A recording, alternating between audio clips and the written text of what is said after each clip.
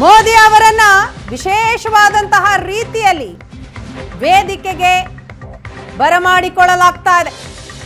ಶಿವಮೊಗ್ಗದ ಅಲ್ಲಮ ಪ್ರಭು ಫ್ರೀಡಂ ಪಾರ್ಕ್ನ ನೇರ ಪ್ರಸಾರದ ದೃಶ್ಯವನ್ನ ನೀವು ನೋಡ್ತಾ ಇದ್ದೀರಿ. ಎಲ್ಲೆಲ್ಲೂ ಕೂಡ ಶಿವಮೊಗ್ಗದಲ್ಲಿ ಪ್ರತಿಧ್ವನಿಸ್ತಾ ಇದೆ ಮೋದಿ ಹೆಸರು, ಜಯಘೋಷಗಳು ಮೊಳಗ್ತಾ ಇದೆ. ಅಭ್ಯರ್ಥಿಗಳಾದಂತಹ BY ರಾಘವೇಂದ್ರ ಹಾಗೂ ಗಾಯತ್ರಿ ಸಿದ್ದೇಶ್ವರ್ ಪ್ರಧಾನಿ ಮೋದಿ ಅವರ ಜೊತೆ ವೇದಿಕೆಗೆ ಆಗಮಿಸಿದ್ದಾರೆ. ಪ್ರಧಾನಿ ಮೋದಿ फिर एक बार फिर एक बार फिर एक बार बोलो भारत माता की, बोलो भारत माता की, बोलो भारत माता की, बोलो भारत माता की। फिर एक बार फिर एक बार फिर एक बार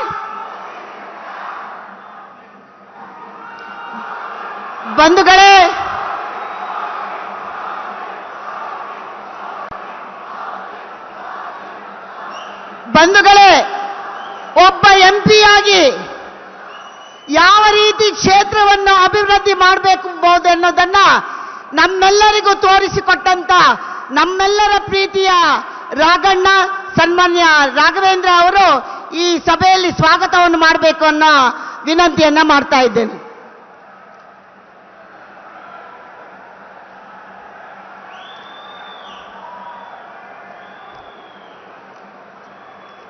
ಭಾರತ್ ಮಾತಾ ಕಿ. ತುಂಬಾ ದಿನಗಳಿಂದ, ತುಂಬಾ ಕ್ಷಣಗಳಿಂದ ಕಾಯ್ತಿರುವಂತ ನಮ್ಮ ವಿಶ್ವಕಂಡ ಹೆಮ್ಮೆಯ ನಾಯಕರನ್ನ ತುಂಬಾ ಹತ್ತಿರದಿಂದ ನೋಡುವಂತ ಒಂದು ಸೌಭಾಗ್ಯ ನಮಗೆ.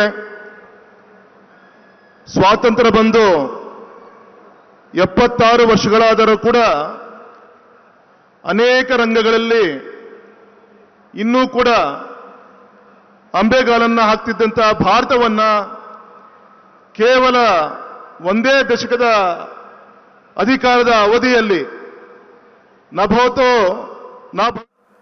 ಅಂಬೆಗಾಲನ್ನ ಹಾಕ್ತಿದ್ದಂತಹ ಭಾರತವನ್ನ ಕೇವಲ ಒಂದೇ ದಶಕದ ಅಧಿಕಾರದ ಅವಧಿಯಲ್ಲಿ ನಭೋತೋ ನ ಭವಿಷ್ಯತಿ ಎಂಬಂತೆ ದಾಪುಗಾಲು ಹಾಕುವಂತೆ ಹಣೆ ಬರಹವನ್ನ ಬದಲಾಯಿಸಿದಂಥ ಜಗದೇಕ ವೀರರಾದಂಥ ನಮ್ಮ ನರೇಂದ್ರ ಮೋದಿಜಿಯವರು, ಅದೇ ರೀತಿ ಕುವೆಂಪು ಅವರು ಹೇಳಿದ್ದು, ಏನಾದರೂ ಆಗು ಮೊದಲು ಮಾನವನಾಗು. ಆದರೆ ನಮ್ಮ ಮೋದಿಜಿಯವರು ವಿಶ್ವ ಮಾನವ ಆಗಿದ್ದಾರೆ ಅಂತೇಳಿ ತುಂಬಾ ಅಭಿಮಾನದಿಂದ ಈ ಸಂದರ್ಭವನ್ನು ಹೇಳಲಿಕ್ಕೆ ಇಚ್ಛೆ ಪಡ್ತೇನೆ. Hailing from Shimoga, Jnanapita awardee, our national poet Kuvempu, message to the society was, be whoever you want to be, but be a Manava first in your life. But sir, I would like to say on behalf of whole gathering here that you are not just Manava, but turn out to be Vishwa Manava for our nation, sir. ಕಾಯಕವೇ ಕೈಲಾಸ ಎಂಬ ಬಸವಣ್ಣನವರ ತತ್ವವನ್ನು ಅಳವಡಿಸಿಕೊಂಡು ಒಂದು ದಿನವೂ ಕೂಡ ವಿಶ್ರಾಂತಿ ಇಲ್ಲದೆ ಪರಿಶ್ರಮಿಸಿ ವರ್ಷದ 365 ದಿನಗಳನ್ನ ದೇಶದ ಹಿತಕ್ಕಾಗಿ ವಿನಿಯೋಗಿಸಿರುವಂತ ರಾಜ ಋಷಿ ಮೋದಿಜಿ ಅವರಿಗೆ ನಿಮ್ಮೆಲ್ಲರ ಪರವಾಗಿ ನಮಸ್ಕಾರವನ್ನು ತಿಳಿಸ್ತಾ, ಭಾರತೀಯರು ಎಂದರೆ ಅಂತಾರಾಷ್ಟ್ರೀಯ ಮಟ್ಟದಲ್ಲಿ ಉದಾಸೀನ ಮಾಡುವಂತ ಕಾಲ ಹೊಂದಿತ್ತು.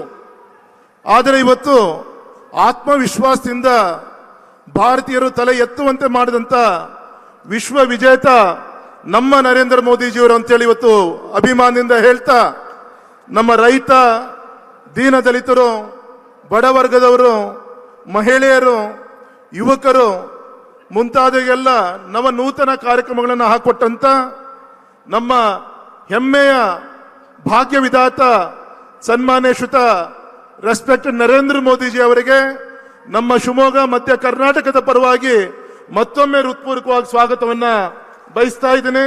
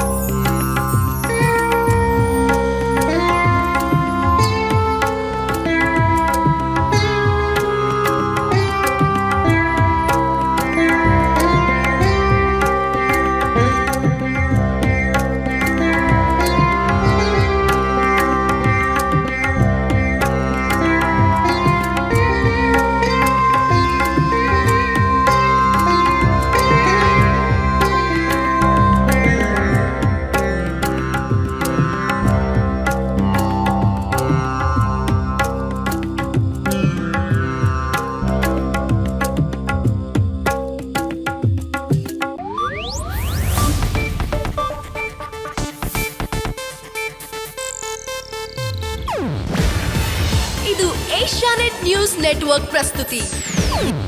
ನೀವು ನೋಡ್ತಿದ್ದೀರಾ ಏಷ್ಯಾನೆಟ್ ಸುವರ್ಣ ನ್ಯೂಸ್.